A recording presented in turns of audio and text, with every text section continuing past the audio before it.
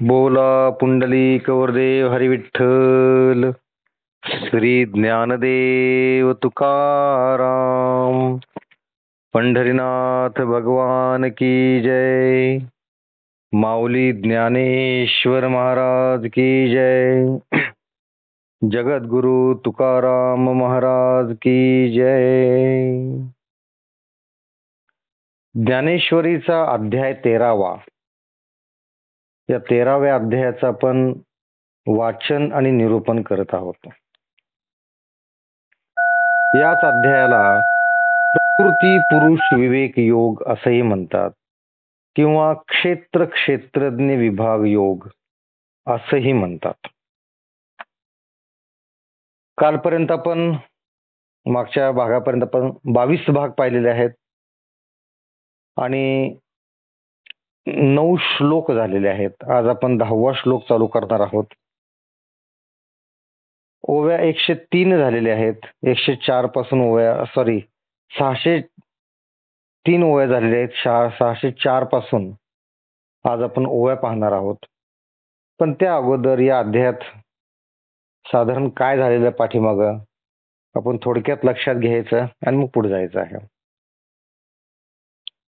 या अध्यायाची सुरुवातच ज्ञानेश्वर माऊली आपले जे गुरु आहेत निवृत्तीनाथ त्यांची स्तुती करून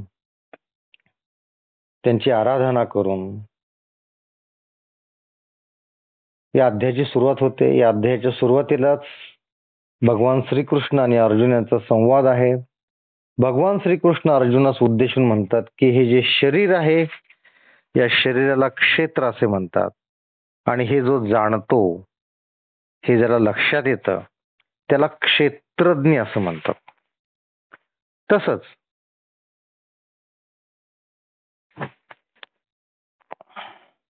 या सर्व क्षेत्रांमध्ये जो क्षेत्रज्ञ आहे तो मीच आहे हे जाण असंही भगवंत सांगतात.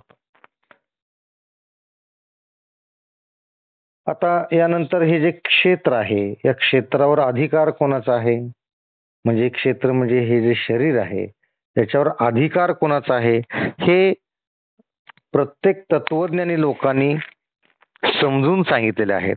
आता हे तत्वज्ञानी कोण कोण आहेत ते त्यात कर्मवादी आहेत, नंतर सांख्य मतवादी आहेत, त्यानंतर संकल्पवादी आहेत, त्यानंतर कालवादी आहेत आणि स्वभाववादी आहेत. त्या प्रत्येकाने आपापल्या पद्धतीनं हे जे क्षेत्र आहे हे क्षेत्र याच्यावर अधिकार कोणाचा आहे हे सांगितलं. पण यातल्या कुणालाही या क्षेत्रावर अधिकार कोणाचा आहे हे नीटस सांगता आलेलं नाही. त्यानंतर भगवंत अर्जुनास म्हणतात की आता हे क्षेत्र म्हणजे काय हे मी तुला सांगतो. आता हे जे क्षेत्र म्हणजे जे शरीर आहे हे शरीर 36 तत्वांपासून बनलेलं आहे. त्यात 5 ज्ञानेंद्रिय आहेत, 5 कर्मेंद्रिय आहेत, बुद्धी, सुख, दुःख, अहंकार अशा बऱ्याचशा गोष्टी, प्राण, 5 उपप्राण या सर्वांचं मिळून जे बनतं त्याला क्षेत्र असं म्हणतात. आता हे क्षेत्र ची आपण व्याख्या लक्षात घेतली त्यानंतर श्लोक नंबर 7 येतो. या 7 नंबर श्लोक मध्ये सत्पुरुषाची लक्षणं सांगितलेली आहेत. सत्पुरुष कुणाला म्हणायचा किंवा आपल्याला जर सत्पुरुष बनायचं असेल तर आपण काय करायला हवं, त्यांची लक्षणं कुठली, कुठल्या प्रसंगात कसं बोलायचं, काय बोलायचं, अहिंसा म्हणजे काय, अहिंसा कुठल्या 2 प्रकारची असते, ती आपण आपल्या अंगी कशी बाणवून घ्यायची, या सर्वाचा उहापोह या श्लोक नंबर 7 मध्ये आलेला आहे. याच्यामध्ये जवळजवळ आपण 10 भाग आपण या एकाच श्लोकाचं निरूपण केलेलं आहे. असं काय या श्लोकामध्ये एवढं काय ज्ञान आहे की जे आपण 10 भाग हे हा एकच श्लोक पाहिला. त्याचं कारणही तसं आहे की हे सत्पुरुषाची लक्षणं आहेत. म्हणजे ज्ञानेश्वरांनी जे ज्ञानेश्वरी लिहिली किंवा गीतेमध्ये जे ज्ञान दिलेलं आहे सांगितलेलं आहे त्यातून आपण काय घ्यायचं आपण आपल्यामध्ये काय बदल करायचा आहे, ह्या गीतेचा किंवा ह्या ज्ञानेश्वरीचा हा सार किंवा आपल्याला जे घ्यायचं आहे ते हे 7 नंबर श्लोक मध्ये सांगितलेलं आहे. म्हणून हे थोडंसं आपण विस्तृत मध्ये घेतलेलं आहे. हे 7 नंबरचा श्लोक हा संपूर्णपणे आपण आचरणात आणण्यासाठीचा श्लोक आहे. म्हणून याच्यावर आपण थोडंसं जास्त निरूपण केलेलं आहे. काय आहे या श्लोकामध्ये? तर मनाची इच्छा नसणे, दांभिकपणा नसणे. दांभिकपणा म्हणजे खोटारडेपणा. अहिंसा. अहिंसेमध्ये आपण पाहिलं की प्राणीज अहिंसा म्हणजे प्राण्यांना कुठलाही त्रास द्यायचा नाही, त्यांचा जीव जाईल असं बघायचं नाही.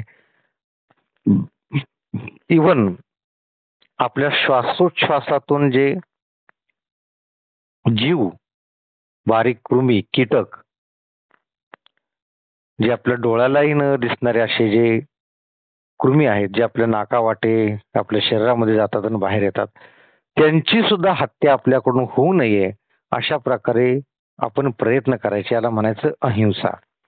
जीवहिंसा टाळणे याला म्हणायचं अहिंसा. अहिंसेचा दुसरा प्रकार म्हणजे शब्द अहिंसा. आता शब्द अहिंसा म्हणजे काय की आपल्या तोंडून समोरच्याशी बोलताना आपण आपल्या बोलण्यावर, आपल्या वागण्यावर,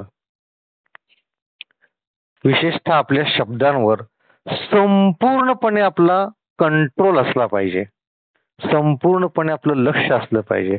आपण अतिशय दक्ष असलं पाहिजे कुणाशीही बोलताना.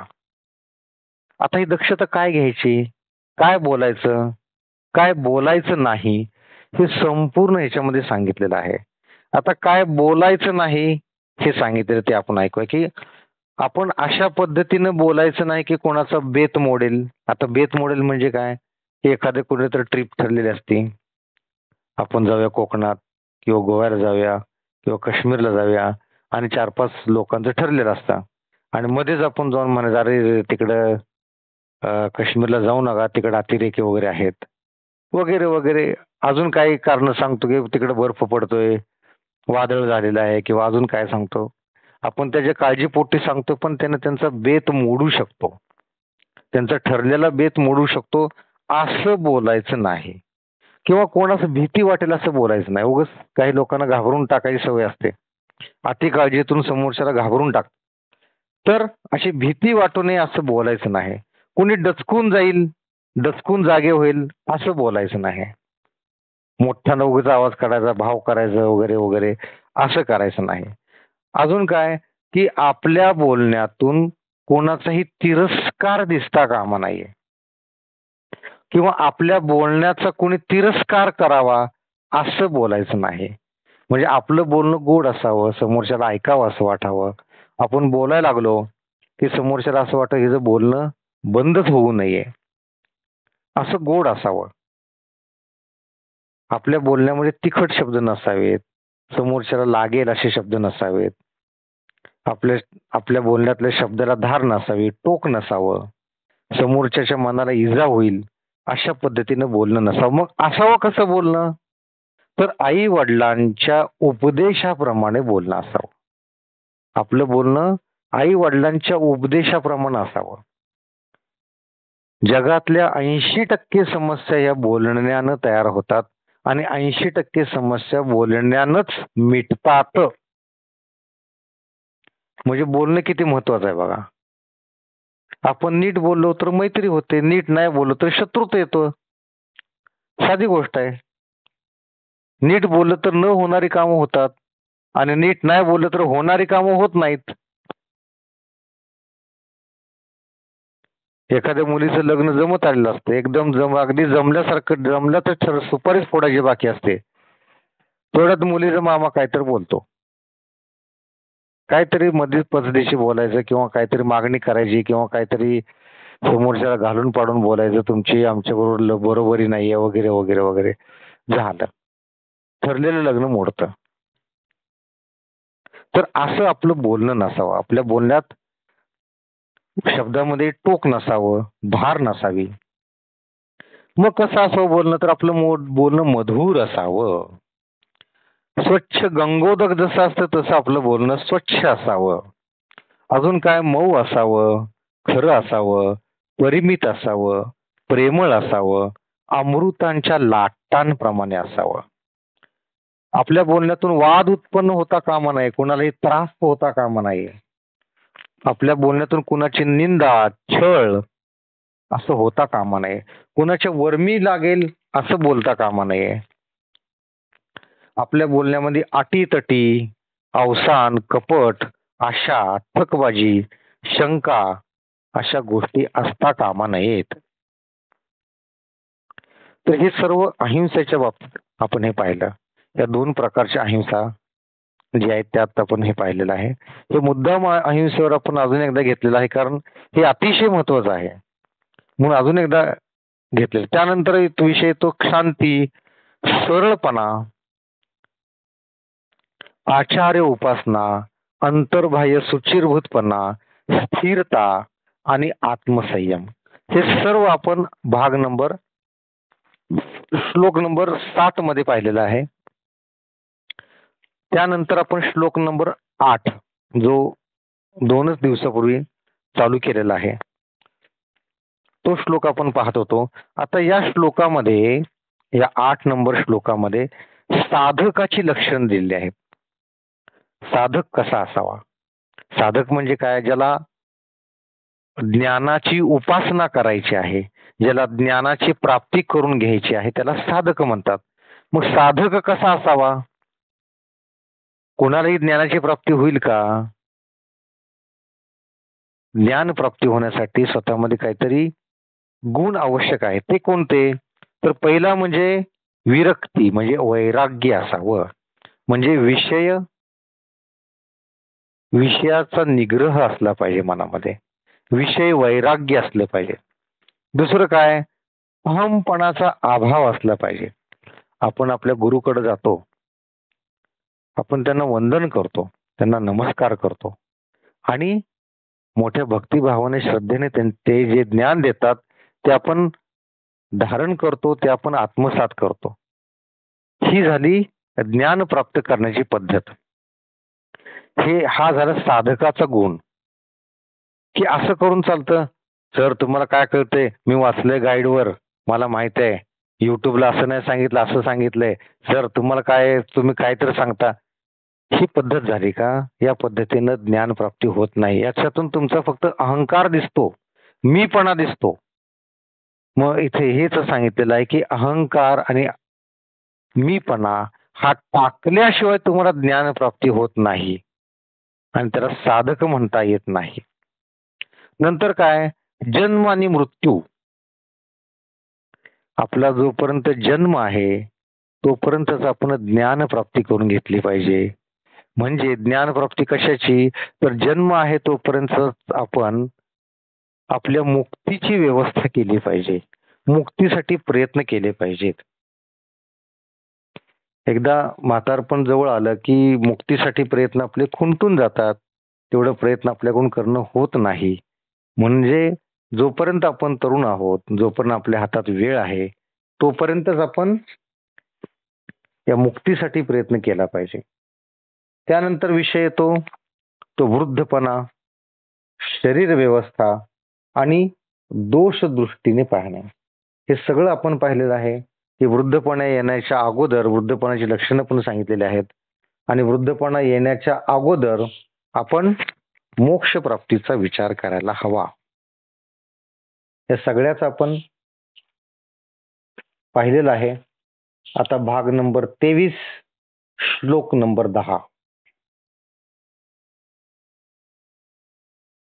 श्लोक नंबर 10चा श्लोकार्थ आपण वाचूयात. आणि माझ्या ठिकाणी अनन्य भावे करून निर्दोष भक्ती असणे, एकांतात राहण्याची आवड असणे व लोकसमुदायात राहण्याची आवड नसणे, हा या 10व्या श्लोकाचा अर्थ आहे. आता हे नेमकं काय आहे आपण समजून घेऊया. त्यासाठी ओव्या वाचूयात. आणि मी वाचुनी काही आणिक गोमटे नाही, ऐसा निश्चयोची तिही जयाचा केला. शरीर वाचा मानस पियाली कृतनिश्चयाचा कोश. एक मी वाचुनी वास न पाहती आन. किंबहुना निकट निज जयाचे जाहले मज. तेणे आपण या आम्हासेज एकी केली.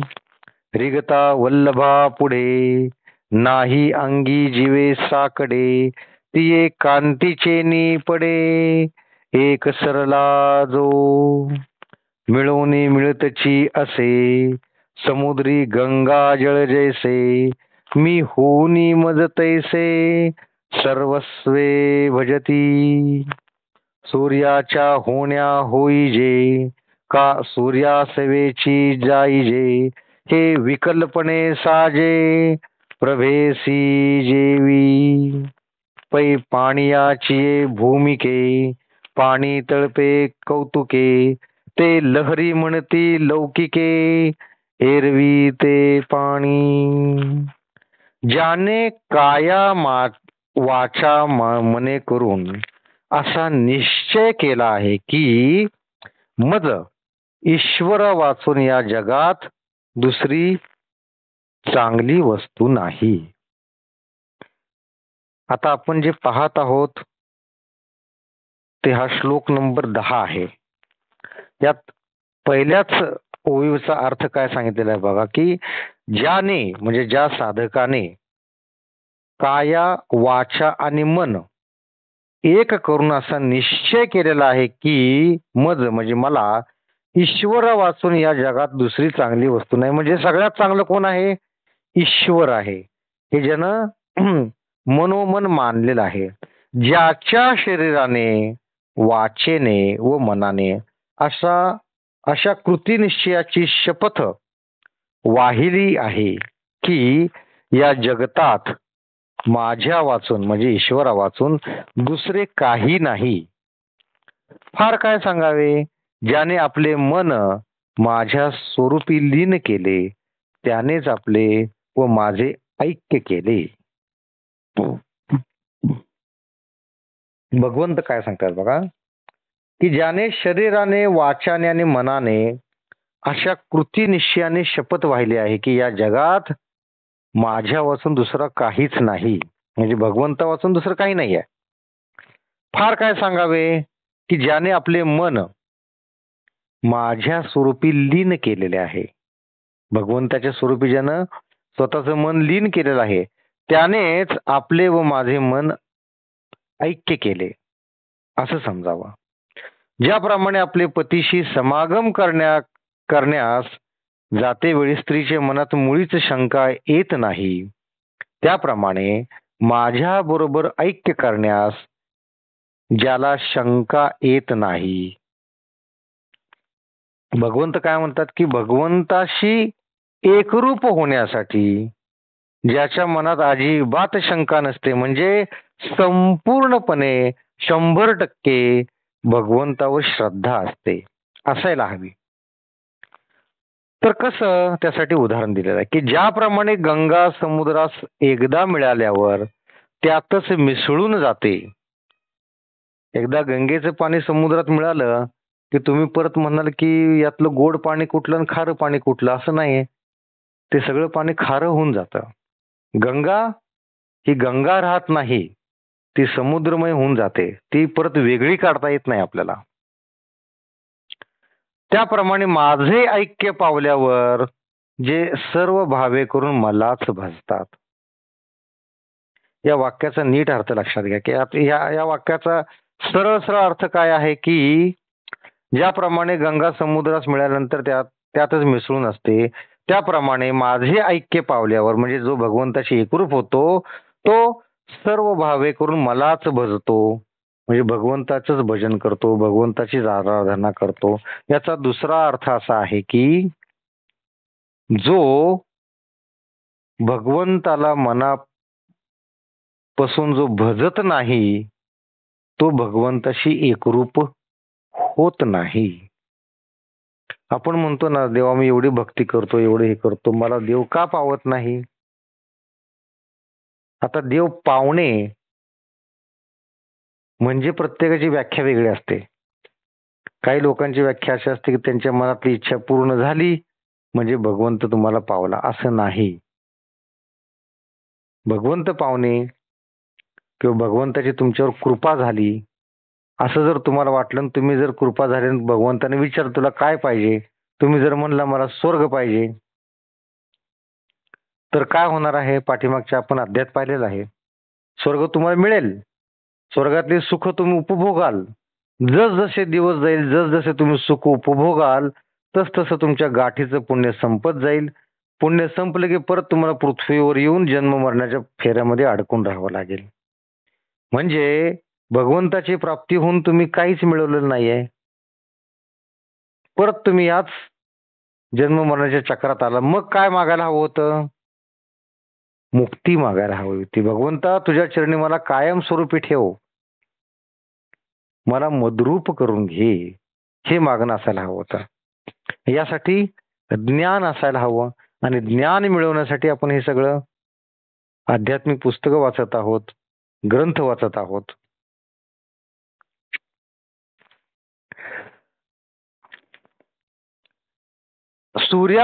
सूर्याचे प्रभेचा सूर्याबरोबर उदय होतो व अस्ताबरोबर लय होतो. हे ऐक्य जसे प्रभेसच शोभते, तसेच वाऱ्याने पाण्याबरोबर जे पाणी उसळून वर येते त्यास लोक लाटा असे म्हणतात, परंतु पाहू गेले असता ते खरोखरच पाणी असते. बघा, जसं सूर्याबरोबर सूर्याची प्रभा म्हणजे उजेड हा सूर्याबरोबर येतो, सूर्याबरोबर मावळतो. म्हणजे सूर्य आणि प्रभा जसं एकरूप झालेले आहेत, तसंच साधक आणि ईश्वर हे एकरूप झाले तरच ते भगवंताच्या चरणी मद्रूप होणार आहेत, तरच त्यांना मोक्ष प्राप्ती होणार आहे. यासाठी अजून एक उदाहरण दिलेलं आहे की जसं वाऱ्याने लाटा उसळतात, पण लाटा आणि पाणी वेगळं आहे का? तेही पाणीच आहे. तसंच लाटा आणि पाणी जसं वेगळं नाही, तसंच तो साधक आणि ईश्वर एकच आहे, एकच असायला हवं. याप्रमाणे जो अनन्यू या परी मी जाहला मातेवरी, तोची तो मूर्तधारी ज्ञान पैगा. आणि तीर्थे धैते तटे, तपोवने चोखटे, आवडती कपाटे. वसुजया शैल कक्षाची कुहरे, जळाशय परिसरे, आधिष्टी जो आदरे नगरानये. बहु एकांतावरी प्रीती, तया जनपदाती खंती, जाण मनुष्याकारे मूर्ती ज्ञानाची तो. आणि कही पुढती चिन्हे गा सुमती, ज्ञानाची ये निरुती, निरुती लागी सांगो. याप्रमाणे एकनिष्ठ होऊन जो माझी सेवा करतो तो मूर्तिमंत ज्ञान होय. एकनिष्ठ होऊन सेवा करतो म्हणजे काय? जसं गंगा समुद्रात मिळाल्यानंतर गंगा आणि समुद्र वेगळं काढता येत नाही, म्हणजे ते जसं एकरूप झालेले आहेत तसं एकनिष्ठ व्हायचा. किंवा लाटा आणि पाणी हे एकच आहे, दोन्ही एकच आहे, तसं एकरूप व्हायचं. असं एकरूप होऊन जो माझी सेवा करतो, माझं भजन करतो, तोच मूर्तिमंत ज्ञान आहे असं समज. अशा मनुष्यास पवित्र तीर्थ, उत्तम तपोवने व गुहा या ठिकाणी राहण्याची आवड असते. असे जे लोक असतात ना, हे वस्तीपासून लोकांच्या पासून लांब निघून जातात आणि ते कायम ज्ञान प्राप्तीच्या मार्गात असतात. ईश्वर प्राप्तीच्या मार्गामध्ये त्यांना असा डिस्टर्ब चालत नाही.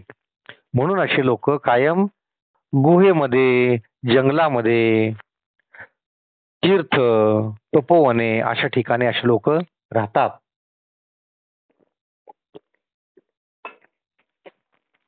आणि भगवंताची आराधना करतात, भगवंताची सेवा करतात. आपण पाहतो बघा पंढरपुरात किंवा गाणगापूरला अशा तीर्थाच्या ठिकाणी असे भरपूर लोक, संत लोक आपल्याला दिसतात, साधू दिसतात. ते तिथं याच कामासाठी आलेले असतात, भगवंताशी एकरूप होण्यासाठी आलेले असतात. पर्वताच्या गुहा व सरोवरांची तीरे या ठिकाणी राहण्याची ज्याला विशेष आवड असते व ज्यास शहरात राहण्याची आवडत नाही, शहरात गोंगाटामध्ये वाहनांमध्ये असे लोक रमत नाहीत. कारण त्यांना जे ज्ञान प्राप्ती करायचे असते, जे वाचन निरूपण करायचं असतं, ग्रंथ वाचायचे असतात, भगवंताची भक्ती करायची असते, भगवंताची आराधना करायची असते, योगाभ्यास करायचा असतो, हे सगळं करण्यासाठी एकांताची आवश्यकता असते. समाधी लावण्यासाठी एकांत लागतो. तर हे सगळं करण्यासाठी एकांताची आवश्यकता असते. म्हणून असे लोक शहरात वगैरे राहत नाहीत. मग राहतात कुठं? तीर्थ, गुहा, सरोवराचे तीर अशा ठिकाणी असे लोक राहतात. ज्याला एकांतवासाची फार आवड असते व मनुष्यवस्थेत राहण्याचा कंटाळा असतो, एकांतवासात राहतात हे लोक. तो ज्ञानाची मनुष्यरूपी मूर्तीच होय. म्हणजे मूर्तिमंत ज्ञानच म्हणायचं त्याला अशा लोकांना. हे सुबुद्धिमंता, तुला ज्ञानाची स्पष्टीकरणार्थ आणखी काही लक्षणे पुढे सांगतो. आता भगवंत काय म्हणतात, भगवान श्रीकृष्ण अर्जुनास काय म्हणतात की हे सुबुद्धिमंता, सुबुद्धिमंता म्हटलेला आहे अर्जुनास, तुला ज्ञानाची स्पष्टीकरणार्थ स्पष्टीकरण करून ज्ञानाची आणखी काही लक्षणं पुढे सांगतो, ते ऐक असं म्हणतात. त्यासाठी आपल्याला 11वा श्लोक, त्याचा श्लोकार्थ वाचावा लागेल. की आता 11व्या श्लोकाचा श्लोकार्थ बघा. अध्यात्म ज्ञानात निमग्न असणारे व पारमार्थिक ज्ञानाचा साक्षात्कार होणे ही लक्षणे ज्ञान प्राप्ती करून देणारी आहेत, म्हणून यांना ज्ञान असे म्हटले आहे. आणि याहून जे उलट ते अज्ञान होय. आता या श्लोकामध्ये 11व्या श्लोकामध्ये ज्ञान कशाला म्हणायचं आणि अज्ञान कशाला म्हणायचं हे सांगितलेलं आहे. काय सांगितलेलं बघा की अध्यात्म ज्ञानात निमग्न असणे म्हणजे आध्यात्मिक ज्ञान घेण्यात कायम मग्न असणे, कायम संपूर्ण वेळ आध्यात्मिक वाचनामध्ये, आध्यात्मिक ग्रंथ वाचनामध्ये, ते समजून घेण्यामध्ये जो कायम निमग्न असतो म्हणजे मग्न असतो, किंवा पारमार्थिक ज्ञानाचा साक्षात्कार होणे. परमार्थ म्हणजे काय आहे, त्या ज्ञानाचा साक्षात्कार होणे ही लक्षणं ज्ञान प्राप्ती करून देणारे आहेत. आणि याच्या विरुद्ध लक्षणं जी आहेत ती अज्ञान असे होय असं सांगितलेलं आहे. तरी परमात्मा ऐसे जे एक वस्तू असे ते जया दिसे ज्ञानास्तव, ते एक वाचुनी आने जिये भवगार्दी ज्ञाने, ते अज्ञान ऐसा मने निश्चयो केला. स्वर्गा जाणे हे सांडी भवविषयी कान झाडी, दे अध्यात्मज्ञानी बुडी सद्भावाची. भंगलिये वाटे शोधनिया अवाटे, निघिजे जेवी निते राजपंथे. तैसे ज्ञान जाता करी अवघेची एकीकडे सारी, मग मन बुद्धी मोहरी अध्यात्मज्ञानी. म्हणे एक हेची आथी एर जाणिते ते भ्रांती, ऐसी निकुरेसी मती मेरू होय. हे पहा, परमात्मा म्हणून जी एक वस्तू आहे ती ज्या ज्ञानाने दिसते, त्या एका ज्ञानाशिवाय संसार व स्वर्ग ज्या ज्ञानापासून प्राप्त होतात ते अज्ञान आहे असे ज्याच्या मनाने धक्के घेतले आहे तो स्वर्गास जाण्याची इच्छा सोडून देतो, संसाराविषयी कंटाळा करतो व अध्यात्म ज्ञानाच्या ठिकाणी भाव धरून मन लावतो. वाक्य मोठं आहे, थोडं थोडं करून आपण समजून घेऊयात. तर ह्याच्यात हे सांगितलेलं आहे की आपण स्वर्गाची इच्छा धरायची का? नाही. संसाराची इच्छा धरायची का? नाही. मग कशाची इच्छा धरायची आहे? तर इच्छा धरायची आहे परमात्म ज्ञानाची. अजून कशाची इच्छा धरायची आहे?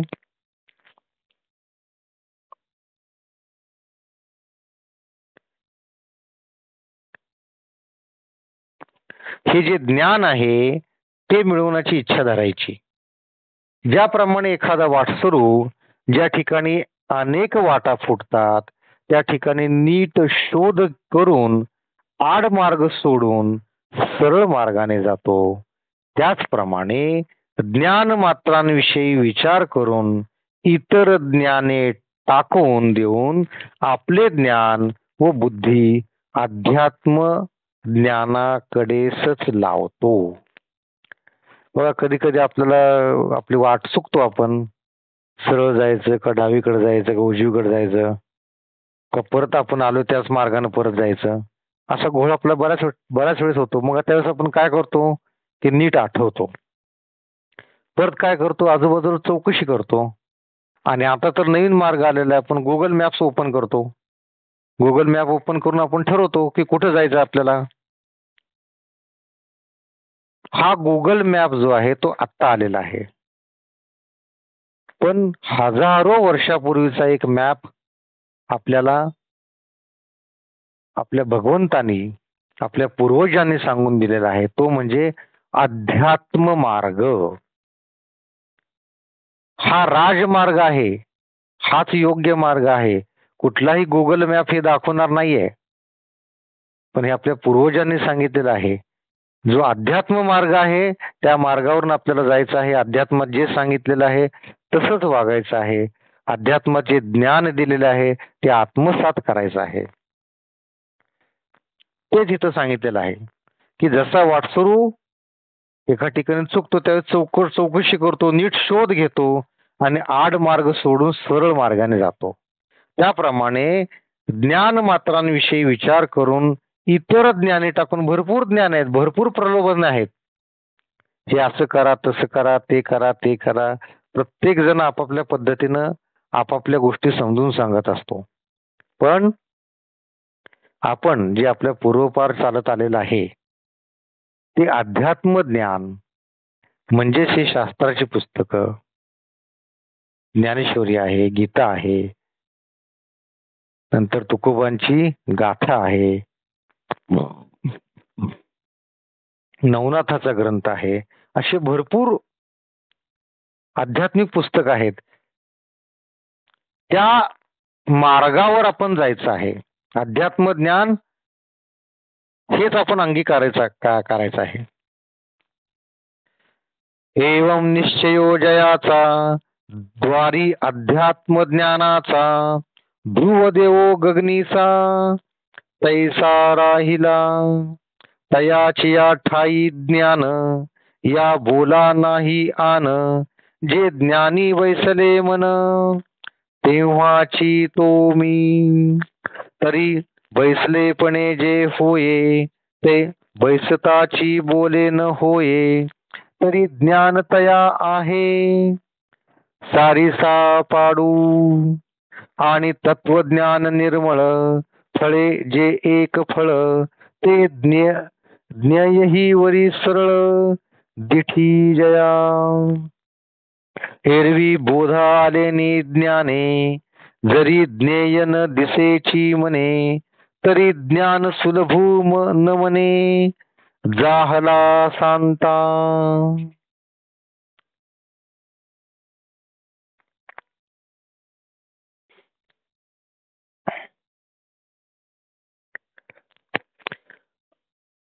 म्हणजे काय करायचं की इतर ठिकाणी आपलं मन विचलित न होता जे अध्यात्म ज्ञान आहे तिकडच आपलं मन वळवायचं असा निश्चय करून, ज्याप्रमाणे आकाशात ध्रुव नक्षत्र कायम असते त्याप्रमाणे अध्यात्म ज्ञानाच्या ठिकाणी जो आपली बुद्धी कायम ठेवतो त्याच्याच ठिकाणी ज्ञान वास करते, यात शंका नाही. आणि अशा प्रकारे त्याचे मनात ज्ञान पूर्णपणे बिंबल्याबरोबर तो मद्रूप होतो. तो म्हणजे जो साधक आहे तो मद्रूप कधी होतो, तर अध्यात्म ज्ञान हे ज्यावेळेस तो अंगीकारतो त्यावेळेस तो मद्रूप होतो. ज्याप्रमाणे कोणी मनुष्य जेवणाकरता पानावर बसला असता, जेवण सुरू केल्याशिवाय तो जेवायला बसला आहे असे म्हणता येत नाही. त्याप्रमाणे ज्ञानाच्या प्राप्तीची इच्छा झाल्यावर ज्ञान मिळाल्याशिवाय त्याला ज्ञानी असे नाव प्राप्त होत नाही. फक्त आपण इच्छा केली की मी आता उद्यापासून ज्ञानेश्वरी वाचणार, उद्यापासून मी गीता वाचणार, की उद्यापासून मी गाथा वाचणार, असं नुसतं म्हणून उपयोग आहे का? ती वाचल्याशिवाय त्यातलं ज्ञान तुम्हाला येणार आहे का? तसंच इथं सांगितलं, तुम्ही नुसतं इच्छा करून उपयोग नाही. त्यासाठी उदाहरण दिलं, फक्त आपण पाटावर बसलो, समोर ताट आहे म्हणजे तुम्ही जेवायला बसला असं आहे का? जोपर्यंत तुम्ही जेवायला सुरुवात करत नाही, जोपर्यंत तुम्ही पहिला घास घेत नाही, तोपर्यंत तुम्ही जेवायला बसला असं आपल्याला म्हणता येत नाही. फक्त पाटावर बसला आपण असं म्हणू शकतो. जोपर्यंत पहिला घास आपण जेवत नाही तोपर्यंत तुम्ही जेवायला सुरुवात केली असं म्हणता येत नाही. तसंच नुसतंच ज्ञानप्राप्तीची इच्छा करून उपयोग नाही, तर खरोखर ज्ञानप्राप्तीच्या मार्गावर तुम्ही चाललं पाहिजे, त्याचं अध्ययन केलं पाहिजे. आणि तत्वज्ञानापासून जे एक फल प्राप्त होते ते ज्ञेय होय. हे जे तत्वज्ञान आहे, जे आपण वाचन करून वगैरे आपल्या लक्षात येतं, त्याच्यापासून जे फलप्राप्ती होते, तत्वज्ञानाचा अभ्यास केल्यानंतर ज्या फळाची प्राप्ती होते त्याला ज्ञेय असं म्हणतात. तर ज्ञानाचा लाभ होऊन न झाल्याप्रमाणे आहे. जर हे ज्ञेय जर तुमच्या हाती लागले नाही, म्हणजे हे तत्वज्ञानाचं जर जे फळ आहे ज्याला ज्ञेय असं म्हणतात ते जर तुमच्या हाती लागले नाही, तर ज्ञानाचा लाभ होऊनही न झाल्यासारखे आहे. आज आपण इथंच थांबणार आहोत. भाग नंबर 24 आपण उद्या पाहणार आहोत. तर आजच्या भागात आपण ज्ञान कशा पद्धतीनं प्राप्त करायचं, आपण अध्यात्माच्याच मार्गाने स्वतःला कसं लावायचं आणि ज्ञानाच्या व्याख्या, ज्ञान कशाला म्हणायचं, हे आपण आजच्या भागामध्ये पाहिलेलं आहे. आता उद्याच्या भागात पुढचा भाग नंबर 24 मध्ये आपण पाहणार आहोत. सगळ्यांनी डोळे मिटायचे आहेत, हात जोडायचे आहेत, भगवंताचं नामस्मरण करायचं आहे. बोला पुंडलिक वरदेव हरी विठ्ठल. श्री ज्ञानदेव तुकाराम. पंढरीनाथ भगवान की जय. माऊली ज्ञानेश्वर महाराज की जय. जगद्गुरु तुकाराम महाराज की जय. सर्व संतों की जय. जय जय रघुवीर समर्थ.